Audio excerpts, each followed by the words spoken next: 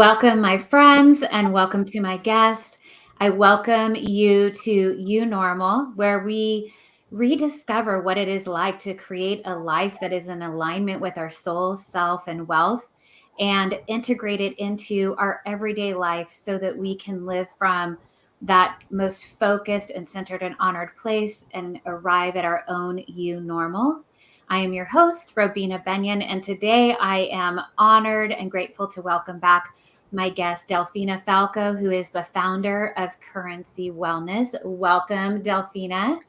Thank you, Robina. I'm so excited to be with you again. I had such a great time with you last week, and I look forward to what we're diving into today. Oh yeah, me too. I was so immersed into what we were talking about last week that just having a part two felt right. Like I wanted to dive into what we were sharing last week, some of the things I as I shared with you, I've listened to it multiple times and just sitting in your shares and your voice and the energy that you brought to it. So I'm excited to come back to round two, share that with the listeners, but most importantly, just to be with you in this moment and co-create something special, right? So here, Absolutely. so thank you. Briefly, I know that last time, if people are interested, last time we covered currency wellness, how it came to be. But if you want to just take a moment and share with everyone who is either listening now or will be listening, what it is that you do at Currency Wellness and how you help your clients. Thank you. Yes, currency wellness, there's a little bit of everything, being that I love to share and bring awareness and coaching around mental, physical, financial wellness. I do bookkeeping, business management, and one on one coaching. And so a lot of what I do is bringing us to a space of vulnerability, being honest with ourselves, talking our real numbers and where we're at, and then the areas of opportunity to see where we can, reevaluate those wants and needs, and looking at our habits and seeing the baby steps we can take to, you know, see the areas where we can do better for ourselves, because everyone has a different lifestyle, a different way that they approach their financials, and really looking into that relationship with money. Yeah. Well, and it's so true. We are so aligned. How we haven't done this before, I don't know. But I agree. Like the behaviors around money, our lives are so different. What may be considered a good financial picture could be a great picture to somebody else. And it could be another picture that just, it brings up emotions of, oh my gosh, what am I going to do next? Right. If those numbers were that other person's. And that's what's so beautiful about it is we are all on our own journey and owning our own financial wealth, but more importantly, our self wealth, right? And that's what I find that it really is all about is separating the two. Your net worth and your self worth have nothing to do with each other. Absolutely. So today, based upon what you said, being real about our numbers, you and I had discussed last time.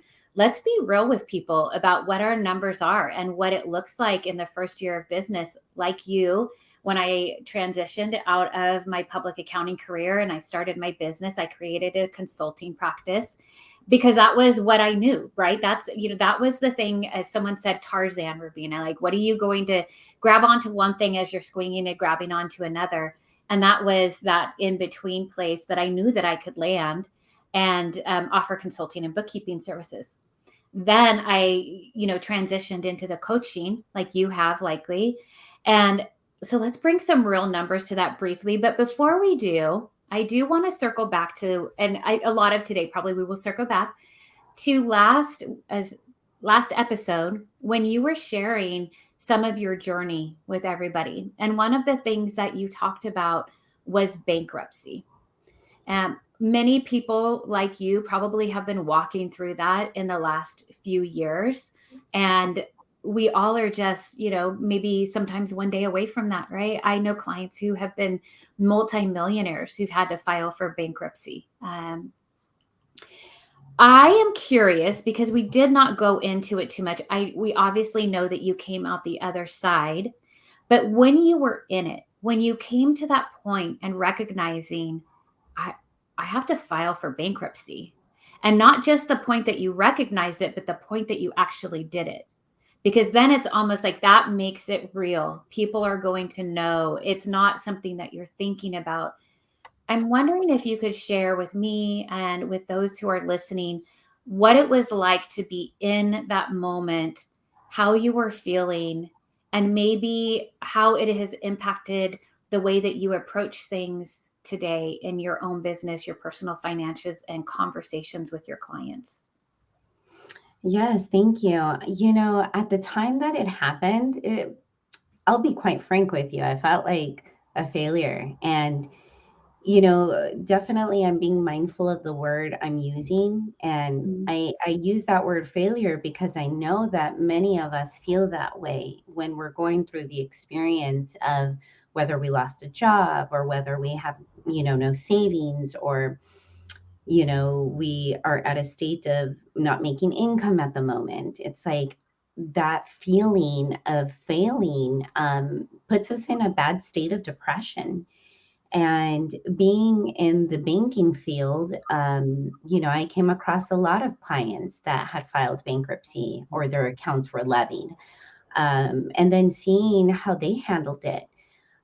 Also, having other clients where their choice was to take their own life based upon their financial hardship. And so, in my personal journey, it wasn't easy. After I left Wells Fargo Bank, I had assets. I had my 401k, I had savings, and went into business and with a former friend. And, you know, at times when you have partnership, as you're building your business, you think that everything's going to be okay. And mm, as you take a leap of faith and you go for it, and then things don't turn out to be okay. And then you're in a state of now not having any assets, not having any savings. And then it puts you in a place of vulnerability, shame.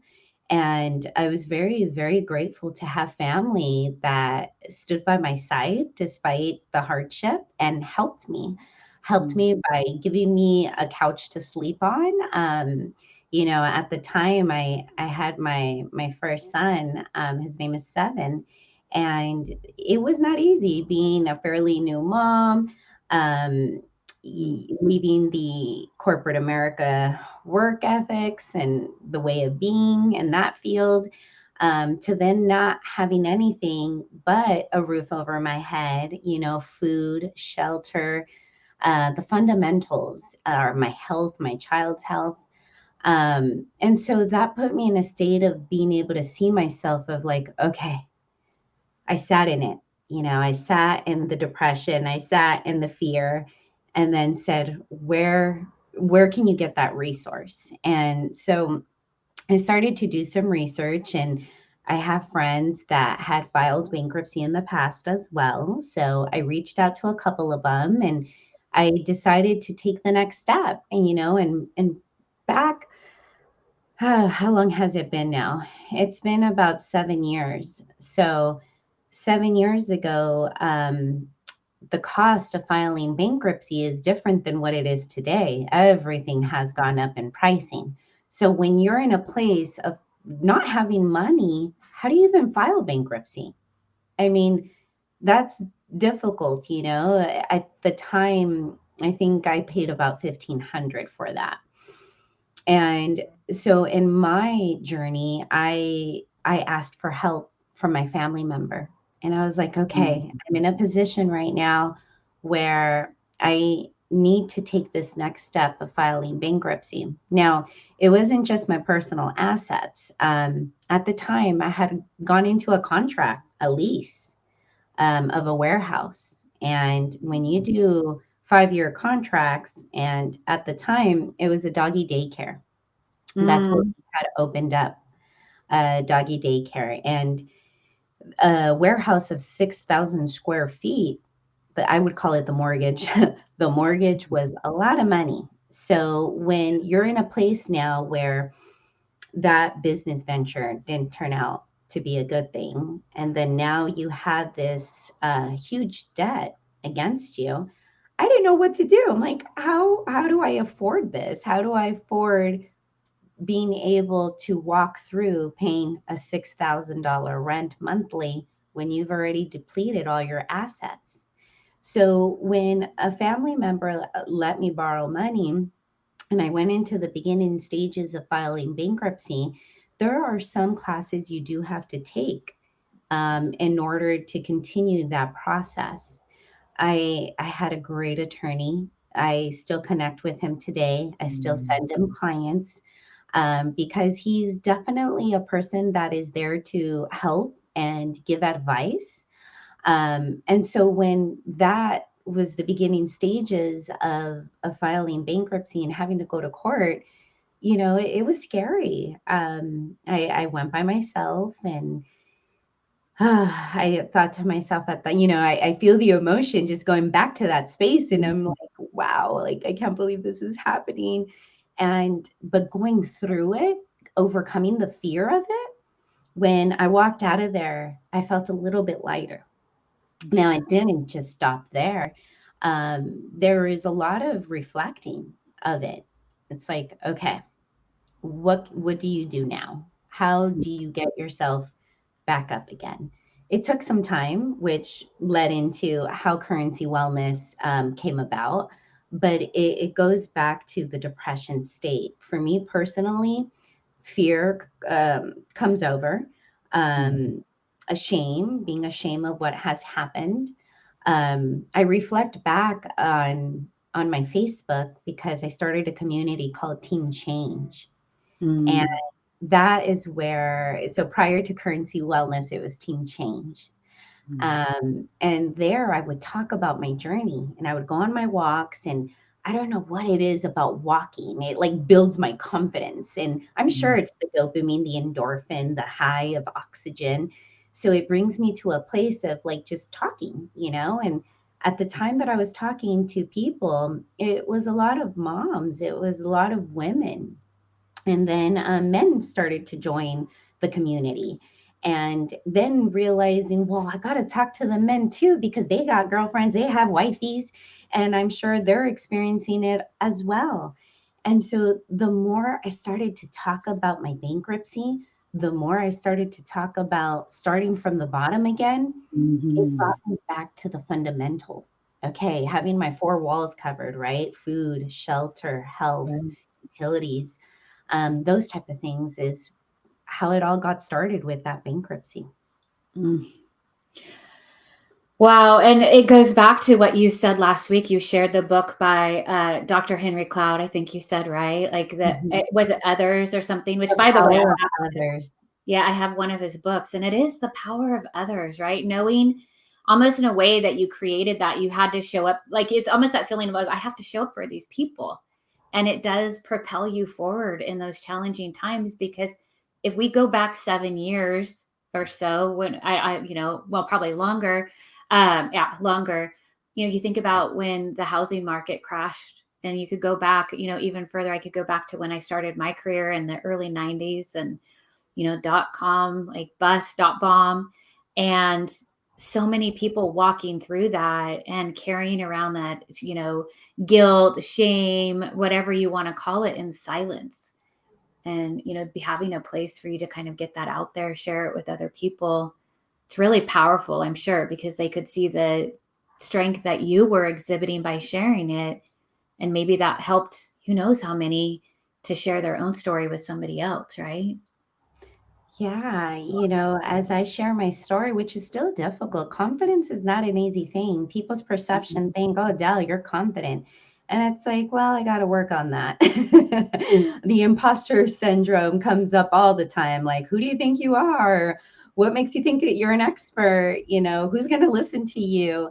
But I realize that the more I share my journey, the more people relate. And Mm. it goes back to, where you spend your energy. We talk about that a lot, of our energy, and it fills up my cup being able to share with people and them feeling like, oh man, I'm experiencing this too. And then I'm like, oh my gosh, I'm not alone. Okay, so let's talk about this more, because once again, we feel ashamed, we feel that this vulnerability makes us weak. And I cry a lot. And I believe it's my way of my nervous system healing.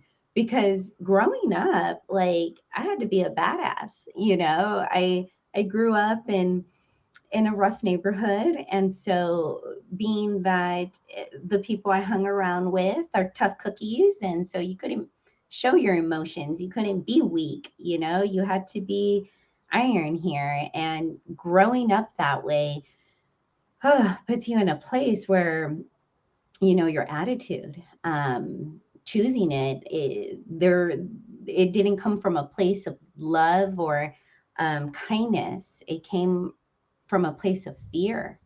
Mm. Uh, and so, you know, now at the age of 14 or back then, I transitioned out of the type of folks I would hang around with. Um, and then from there, I wanted to do good in school. I wanted to get good grades. I wanted a higher GPA. Those little things that are huge in life. And, you know, our parents, they tried their best. I don't come from a background where my mother was able to pay for my college or give me that awareness, how important school and education is. I ran with what I would learn from my peers, and which is why it's important who we choose are around us. Because if you put yourself in a place where people are stagnant and not wanting to grow and develop, then you're going to find yourself in that same position as well. So for myself, I chose a different path. And as I continue to self develop, I realized like, wow, I have these big dreams. I want to be a psychologist. And, you know, I started my freshman year in college going to school, which is not much, and dove into Wells Fargo. And that took a whole different journey, and which I'm grateful for, because even though I didn't go into the line of work of learning more about psychology, fast forward to today, in the past 10 years, I dove deep into psychology, which as an adult now, I'm more receptive to it. You put me back in at 18, 19, 20 in college, pretty much a bunch of us are just going to school to just get the paper. Versus fast forward to 10 years ago, I truly desire to learn this, not because I'm having to go to school. Um, Right. so yeah. Yeah, it's so powerful in that message as well, that for anybody who's walking through this or has walked through it, of finding that support and community that's going to lift you up. You know, it's wonderful when we have family that can be that. Sometimes that's not the family, but as you said, like who you surround yourself with, whether it be in youth or now in adulthood, it makes a difference. They say you're the average of the 5 people that you hang out with. And sometimes I'll joke to myself, I'm like, okay, I got 5 people rolling around in my head right now that all have different opinions. So I need to go find some other people to hang out with, because the one that's supportive is quiet. And it has made a difference, even for me in my business.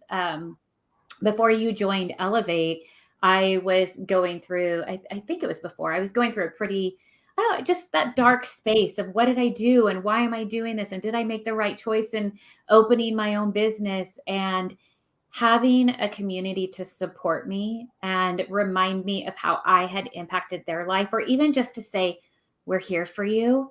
It made so much difference in that one day. One, I had to show up. And so we all have to show up for ourselves. But two, then it's providing that opportunity for other people to show us who they are and to support us through that. That has been a huge learning curve for me as well, because I was like you, like if I'm vulnerable, someone's going to take that as weakness, and I don't want to show my weakness. But yeah, it did keep me from creating those bonds early on, and now I'm so grateful for it. And because again, like you, this whole psychology, but in reflection, haven't we been studying psychology for our entire lives now? So we're getting to be experts at it without having a piece of paper that says, you know, bachelor's, master's in psychology.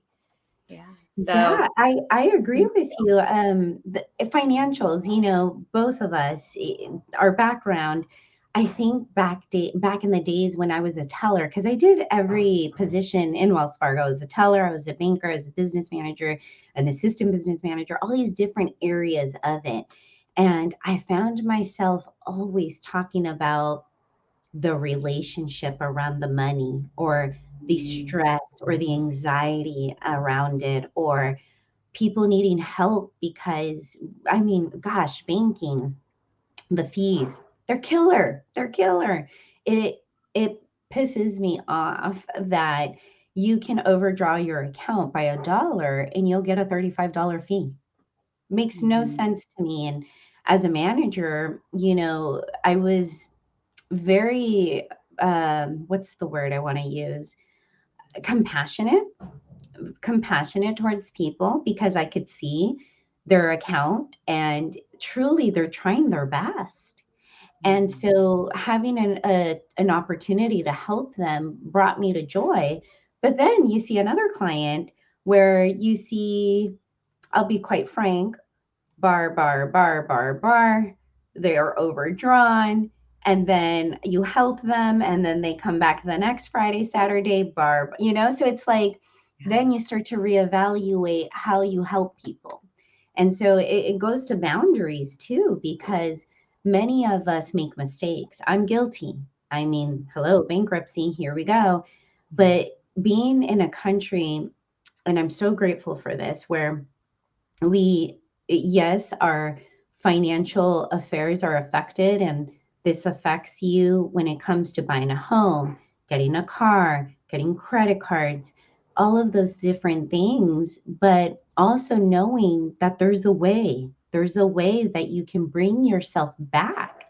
And being that I was aware of the fundamentals, being that I taught other people in the banking industry, or clients, should I say, on how to rebuild their credit with a secured credit card. All these little things that, fast forward to my issue, I was like, oh my God, okay, use the tools that you taught others when you were in banking, which at the YMCA and that mommy and me class, I thought to myself, well, how about I give people the tools to yeah, help themselves, rebuild themselves? And, it's amazing because here I am after 7 years later. And recently I tapped into my credit. I was looking into some opportunities, and when the lender brought to my attention my FICO, I was blown away. I thought that I would probably be 680, but he told me my top was 808, my mid was 730, and my low was 721. I was mhm, like, "What?" And even he told me, "Wow, for former bankruptcy, you've done a good job bringing yourself back up." And I was like, "I've worked really hard for that." yeah, celebrate that, right? Yes, Yeah, and that's I didn't cute. go forward with why I was doing that lending opportunity, but to be quite honest, that moment just brought me to, like, success. Okay, Mhm, you can rebuild yourself. You can rebuild that savings account, that emergency fund. You can buy a car. It's those little but big things that keep propelling us forward. yeah. Yeah, I agree. Even walking through that, like you said, walking through the process to just get the loan, that can be an internal battle. And I look at the things that I've done in my business. Uh, I was really called to create a co-working space where I live for women and entrepreneurs so they could come. And it fell through. And I was like, why did it go as far as it did and nothing happened? I was super passionate about it. I still am. I'm still, obviously I'm working with female entrepreneurs, that, and in a completely different way. But it was the fact that I tried and I put myself out there fully and put together a business plan, which, by the way, if you ever need to do a business plan, you talk to me. Like they're no joke. I call it, you have to have a birthing plan for your business plan, right? Um, but it was just putting myself out there and saying, I'm going to do this. And it feels scary, or I would apply to do speaking engagements. I was not necessarily disappointed that I didn't get it, because I had already felt that joy of just putting myself out there for someone to say no to me, because I lived for so long in this cocoon of, let me not let you know what's going on, because then you can't say no. Right? Let me try to control, and that's not possible, to control people's feelings about what's happening, uh, because I didn't want to be rejected. And boy, you want to experience rejection, and I say it's redirection, it's not rejection, but it's the opportunity to explore those emotions. Starting your own business is a good place to do that. But hey, being walking on this earth, honestly, is a good place to do that, and challenge those parts of us that want to retreat, if you will. Yes, absolutely. Yes, I agree with you. Yeah, and the one thing that I'm thinking as you're sharing this is, it doesn't necessarily have to be bankruptcy. It can be a large credit card bill. It could be that you don't have any debt at all and a bill comes in that's unexpected, that brings up these emotions. And there is the gamut, like you were sharing, you have clients who have made the choice to kind of end it all to get away from it. And really, it's that pain that you're talking about, that discomfort, the what do I do, the shame, the guilt. And it's you coming back to the emotions and what's around us. Before we got on here, we were talking about even just getting out in nature, right? To shift that energy. And it circles back to the importance of who we surround ourselves with, but even what, sitting inside four walls can feel safe from the outside world. But when we get out, allowing that new energy to come through. And one of the things that you said last week, and I wanted to dive into that a little bit more, is you would talk about the cycle of destructive behavior, right? And how that could be mentally. I think we've talked about that. It could be physically and financially. And I'm curious, how have you, over the last handful of years, transitioned? Like, what would have normally been a destructive cycle response that you had, whether it be, and you could choose which one, mental, physical, or financial. And how would you advise somebody today and support them in walking through making some different choices? Yes. Wow, this is a tough one because I'm going to keep it real right now. Yeah. So, regarding mentally, where would I put myself in that destructive state of mind? Well, it's the pain, right? That, oh, okay, I'm in the same position again, and I'm giving myself negative information that this is not going to work out. Why are you trying again to become an entrepreneur? And did you not learn your lesson?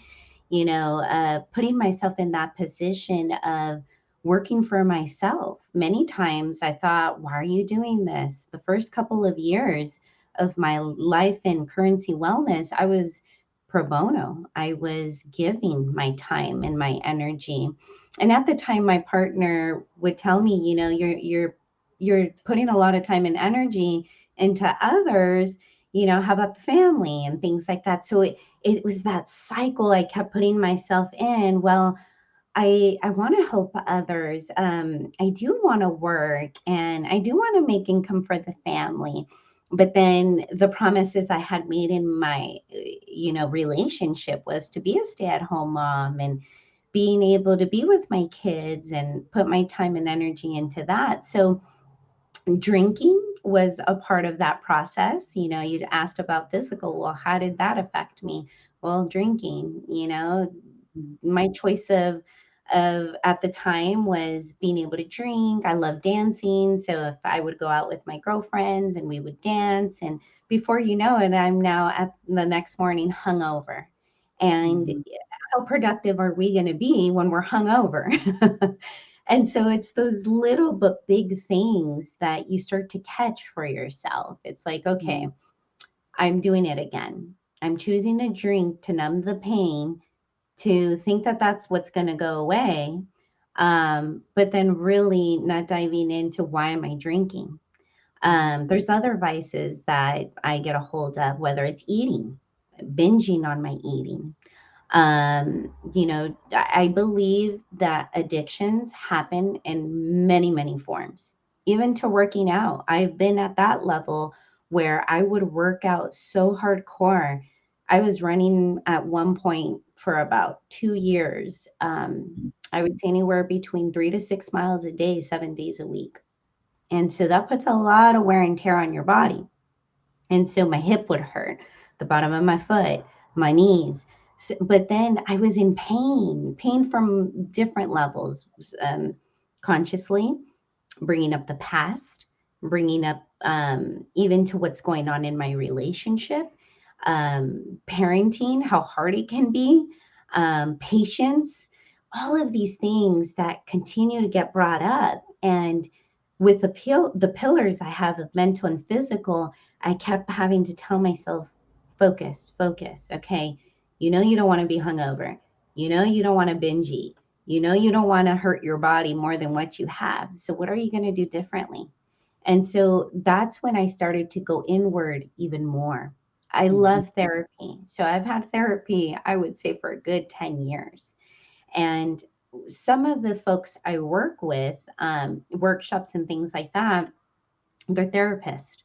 And so if I'm not in therapy for myself, I am with a therapist as a friend. Yeah. So it's a lot of collaboration. It's a lot of raw moments. And some of the therapists I work with are in their mid 50s, early 60s. So I latched on to them because of their wisdom. I was like, oh my gosh, you're amazing. Oh, you make mistakes like me too. And oh, you're currently doing them also. Okay. I felt like an imposter here because I had to be perfect Mhm. with what I'm sharing, because I held myself with this high standard. If you're going to be preaching this, you got to have your A game on mental, physical, and financial.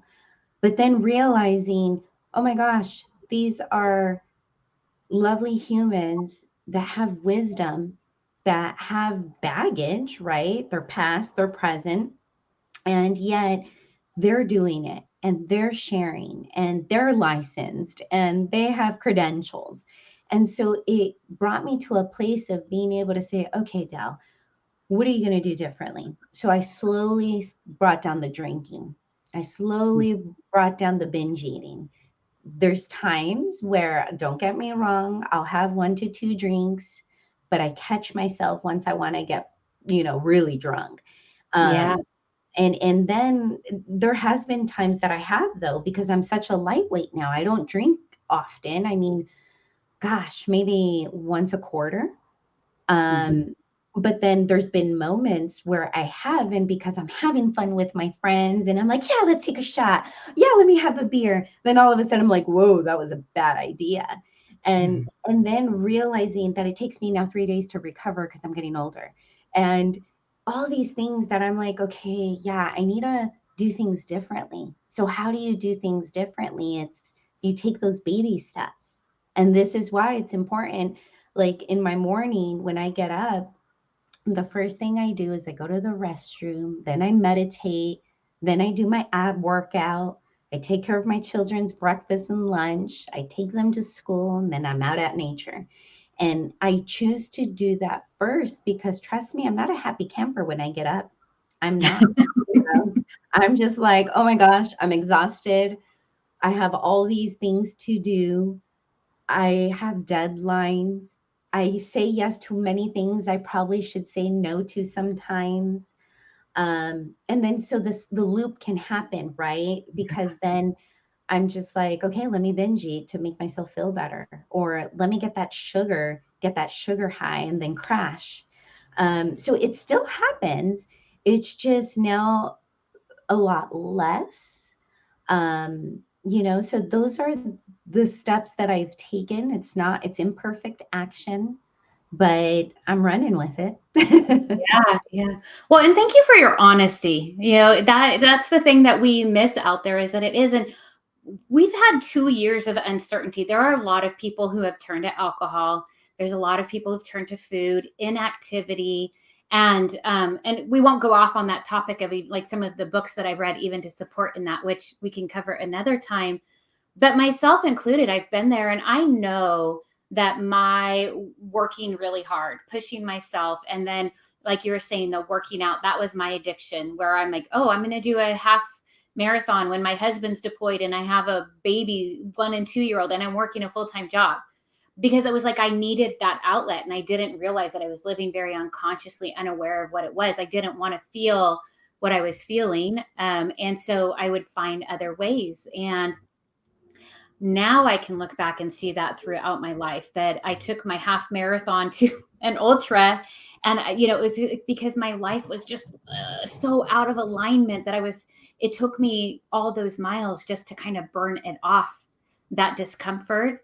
And even looking back, where I developed for a while an eating disorder, because that was like a way, and okay, I'm therapy, right? And it's like, how am I going to get control in the situation in my life and what's happening? And that was the way that I could do it. So now I agree with you. It's having that awareness. I don't really drink that much anymore.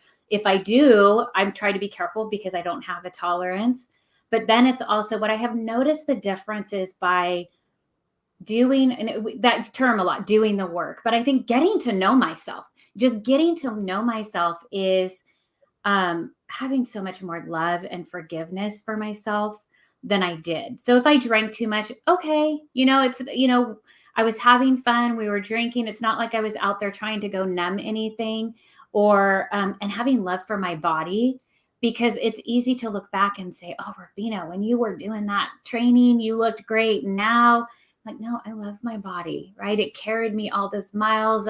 These hands have held babies in them. And like, I think of everything that I've touched just with your hands alone. It's so powerful. So yeah, the intention behind why we're doing what we're doing and bringing awareness to it. That is, I think for me, in that honesty of like what has been destructive in the past, because there were times I would do what you were doing, not so much with alcohol, other things, but there are times I made some pretty poor choices when it came to alcohol. And financially, one of the things that I have to be really aware of is, how do I handle my money?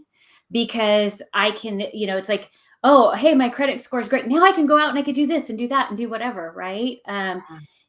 Is even for me, and people think, oh, well, you're an accountant, is I've had late fees. I just was like on the phone with this tax notice because they haven't received the return.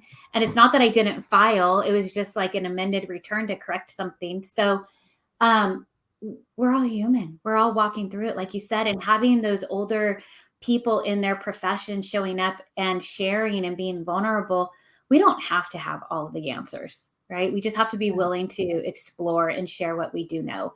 And it circles back to before we got on here talking about our own voice, like, oh, listening to myself, I don't like it. But in the end, it's kind of ironic that the things that we need to hear are things that we've already walked through, right? Like hearing our own voice in those sharings, and to help us to walk through where we're at now. One of the things that we talked about doing today was sharing our numbers and sharing our first year in accounting, which is, or not account, like in business, but just coaching. And I think you're saying, like, I was doing it pro bono, which I've been doing as well. And that's a whole other conversation, because we both are so passionate about money, is transforming why we are like, giving of our time and not being compensated for it financially, because we do have to provide, and it helps us to continue doing what we're doing. And I believe that the tide is turning in that area as well, especially for women. There's a book out there that talks about that more, when a majority of women retire into poverty. So we want to change that, definitely. But I'll be the first to go. I will share. So when I left my profession and I started doing, like I said, I had my consulting business. I was doing very well in that. And then coaching just kind of landed in my lap. And before I really knew what it was that I wanted to do and how I was going to coach people, my first year, I brought in $4,000, just under $4,000 in coaching. So I looked at that and I said, like, there's such this huge difference between my coaching. And again, I was trying to figure it out in the professional aspect, but there was that part of me that said, Robina, you don't know what you're doing. People aren't going to pay you for that. If you're not doing their taxes or giving them accounting advice, what good is it that you're doing? And I think part of it for me was I was also learning about myself, but I was being intentional. I was doing it scared, but also I wanted to be able to show up authentically. And I had to kind of walk through that. But I definitely would encourage people to make more than $4,000 in their coaching business if they can. So that was my first year when I was balancing between the two. I was putting myself out there, but kinda and not. So I don't know for you. I mean, maybe you already said like yours was pro bono your first year, maybe it was zero. But what I would be curious about, and we don't track, and maybe you did, is how much would you have earned in your business if you charged for everything that you were doing? Wow, that's a great question. And I'm just going to back it up for a minute here because I want to give you kudos, girlfriend, that you did an ultra marathon. That is not easy. That mental capacity to overcome how difficult and painful that is. Oh, girl, I give you props because the most I ran was like 15 miles and I was dying. I was like, there's no way I could do a full marathon. Um, and so I want to congratulate you. I know that at the time you were in a space that you were just doing it and you were in pain, but that pain brought you to overcome and finish something that many folks don't have the heart nor the desire to do. So Yeah, kudos to you, girlfriend. thank you. Well, my girlfriend and I that I ran with, I'm in a running community. Like a lot of people run around here, so it seems more normal than it is. Um, Mhm. is the second time that I did it, because I did it twice, because I one time I feel like, yeah, I got to say that I did it twice, because then it was anyone says they can do anything one time. Yeah, that was my mentality. But we had my girlfriend and I just did not have the greatest race, and so we were out there for 9 hours. And to me, I was like, you can finish first in a few hours, but I think it shows a whole lot more grit when you're out there plugging away for 9 hours. So I was more proud of the fact that it took me 9 hours than how many miles I covered. So thank you for that. I appreciate it. Yes. So to answer your question, yes, the first, I would say 2 years, a lot of it was pro bono volunteering. And then I would say the third year, it was about 3,000. And so we're not far apart here on the money amount we brought in. And so if I would have done things differently, and charged, it's hard to say. I would say I would have probably brought in that year about 25, 30,000. And still Mhm. up to today, it's still a growing process, because it goes back to helping people. When you start to do that discovery and you start to realize, how much money they bring in, there's a difference between gross and profit, right? And a lot Mhm. of folks want to write off everything. And so that's where the area of opportunity comes in to get us to see, like, look at, yes, I understand you want to run your business a certain way and you feel like you need to do this and that and marketing and production and all of these things that entail to bring our business up. But then, it's reflecting back of, okay, what are the wants? What are the needs? What are the first steps? So many times folks couldn't afford to hire me, but then what I would do is I would scale based upon now their discovery call. And I say, okay, if you come on board for the first quarter, first 3 months, let's work together. Let's see the areas of opportunity.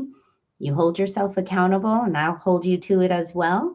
Let's see where we end up. And then that's where my price would increase because then they could see what it was like to work with me, to overcome the fear, to realize their areas of opportunity, and then being able to say, okay, well, it looks like you can afford me now. Do you want me on board or not? And as hard as that can be sometimes, some people have had to let me go and other folks have kept me on board for years. And so I'm super, super grateful for that. And so, yeah, this year I'm excited because every year I continue to level up. And once again, level up means different to everyone. Yeah, yeah. Yeah, and it is such a fine line. I've been there with people who like they're not making much in their business. But then there's also people who are great at making they're great at making money in their business, not at a profit.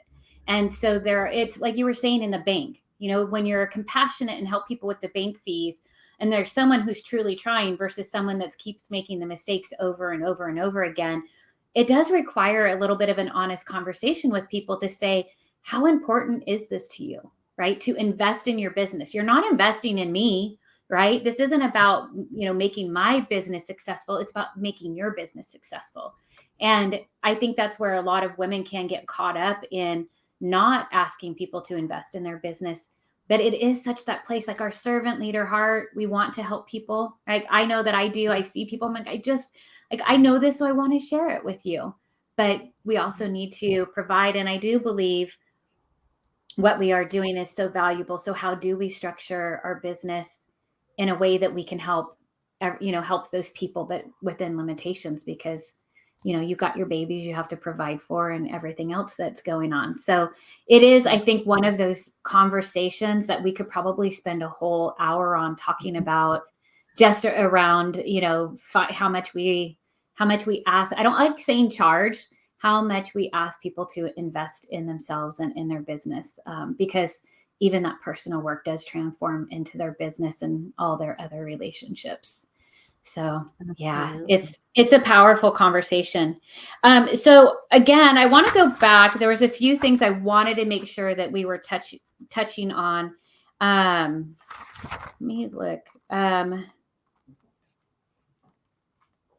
Well, let's talk. Like one of the things that you talked about was volunteer work, and we are there. And I want to be mindful of time. I just looked at it. Oh my gosh! See, we could talk. Like I think we could just go on forever. So thank you to those who are listening and just in like being in this conversation with Delphina and I appreciate it. Oh gosh, where do I want to take it? I think the one thing is, and this is probably a much deeper conversation, but we talked about last time that inner child, right? And how that inner child can show up in the ways that we, our mental state, right? Our physical state and our financial state. And then having, how do I want to say this? It's like sometimes the way that we are showing up is from this place of, I think that you said feeling the hurt is what it was. I can't remember if it was last time or this time, but I think it's that we're actually, that inner child was always showing up. We didn't know what it was. That's what I wanted to say. The inner child was showing up. We just didn't know what it was. Like you were saying, we would find ways to not feel the pain, or we would kind of feel the pain, or we would, you outburst at people, right? The ones that you love, for example. And I think a lot of people now, what they're walking through with what the pandemic has provided is that inner child to have more of a presence in their life, but also a healing. Even myself, like just a week ago, I was doing a tapping session with my tapping coach and just discovered this inner child in me that was protecting another form of my inner child around just like my whole physical image. And I didn't even know that that was happening in the background. With that, I think to circle versus diving into the inner child is just, if you can share when you are kind of walking with your clients through that, when you maybe see that and they're not aware of it yet, is or even your own personal journey, what are the tools that you utilize in those moments when you kind of have this aha, or they do, that this is much deeper. I don't have to be ashamed of this. I don't have to feel guilty of this. It is something that's very old, that's just asking to be healed. And now I'm an adult and I have a safe environment which I can heal it. And how do you support either them or yourselves through that? That's such a great question. And now more than ever, I'm choosing to go into my inner child, because I realize, psychology and all the therapy work, that a root of where we're at today is due to our childhood. So back to the relationship with money and how we were brought up, that's a big factor of where we're at in our mind and body and the trauma that is inside of us. I believe that more and more we dive into seeing what truly happened to us when we were young gives us an opportunity to forgive ourselves, forgive our parents. I mean, gosh, here we are, some of us parents, um, where we want to not bring on that to our children, but then how do we not do that if we're not fixing or helping or healing our own trauma?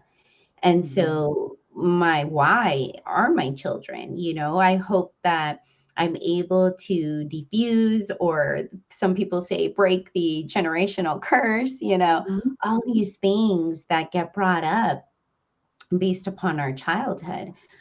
So forgiveness meditation. I, I Mhm. I don't know if I say this correctly. The Oponopono prayer, Yes. Yeah. where Ho'oponopono. Yeah. yes, that has been shared to me from my coach. His name is Joe from Love Theory. He's amazing. He's gone through a share of his own journey and wisdom. And when he brought that to my attention about 4 months ago, I did further research. I love doing research, right? Why is it that people do what they do? And when I heard how, I think it's Dr. Lee is his name, the person that did the prayer, or Mm. that brought up the prayer and shares it to humanity, I started to practice it. And so a part of my practice is I'll say, Delphina, I'm sorry. Please forgive me. Thank you. I love you. Mhm. And so while I'm on my walks, I'm literally, in my mind, it's cool, but I actually like speaking it.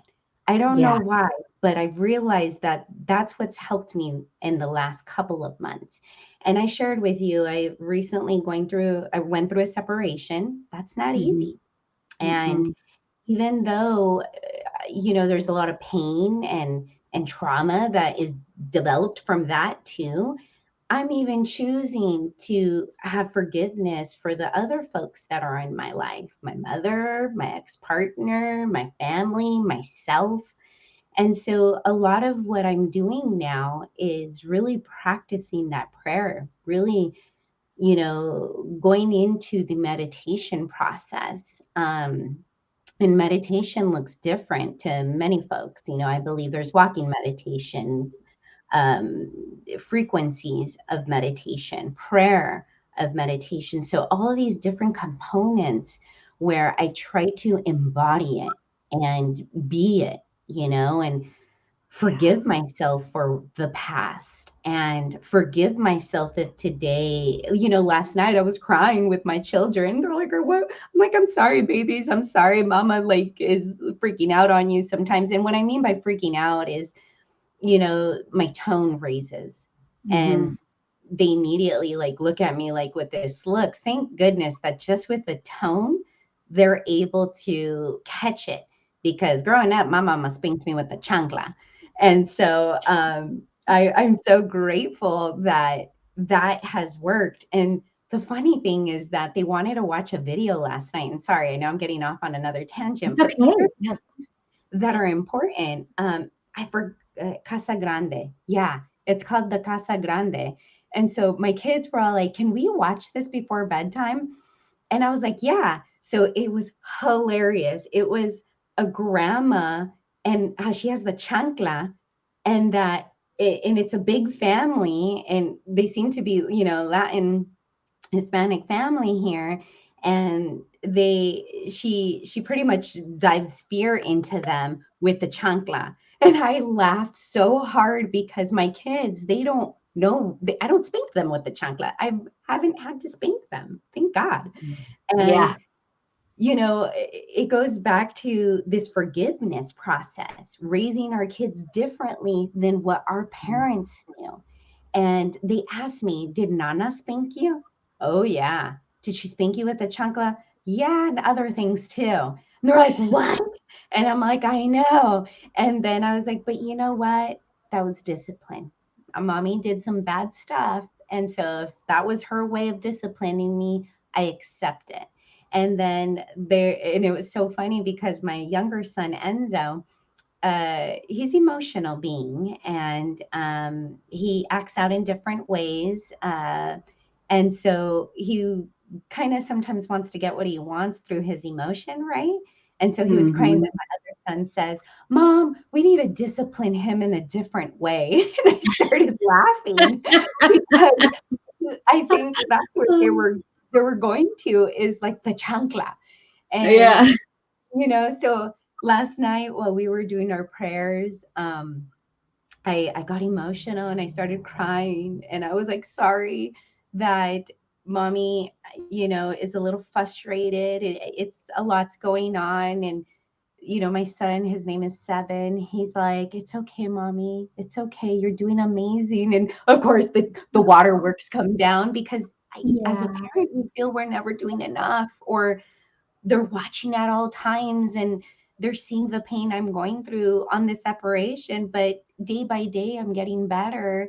They're getting better. We're all going through therapy here.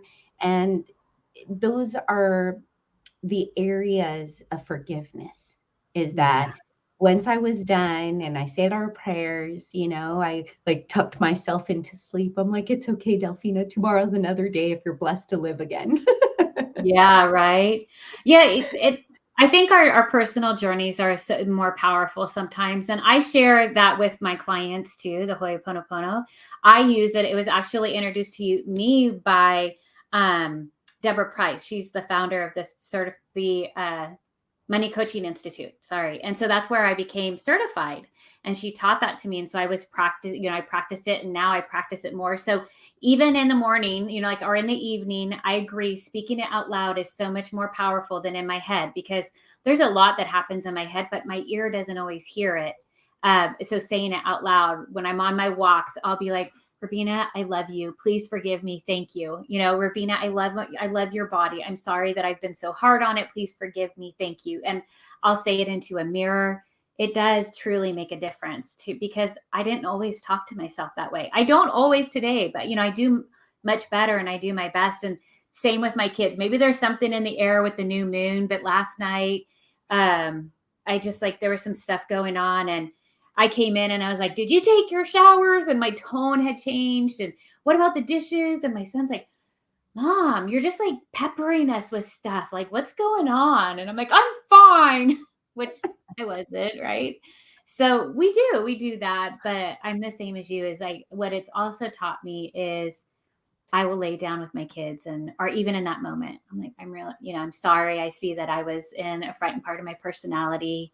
I was speaking from the fear, whatever it was that I was believing in the moment versus coming from love, and apologizing for it, and showing my kids, because they would say, it's okay, Mom. And I said, no, it's not okay. I want to apologize, and encourage them to just say thank you, because I don't want them to feel like it's okay for people to treat them however they want and just be like, oh, it's okay. No, and then honor when people say I'm sorry, versus, push it away. So Right. yes, I'm right there with you. I could keep going and going and talking about this. I had a whole list of things I wanted to share today, but I always trust that everything happens the way that it's supposed to. I'm completely grateful for it. And to anyone, again, who's listening, if you want to reach out to Delphina, you can find all about her at currencywellness.com, and reach out to her for whatever you need. If something in here resonated with you, if you'd like to work with her, I encourage you wholeheartedly to reach out. And of course, if you have any questions, if there's anything that you would like to hear, or maybe you want Delphina to come back again, please reach out to me. You can reach me by my website, robinabennion.com. And I'm grateful for all of you. I hope that there's something in here that serves you and helps you to rediscover what it is your own you normal, and how you want to show up in the life and create that alignment with your soul, self, and wealth. Thank you, my friends. Thank you, Delphina, and to all of you until we meet again. Thank you. Have a blessed day, everyone.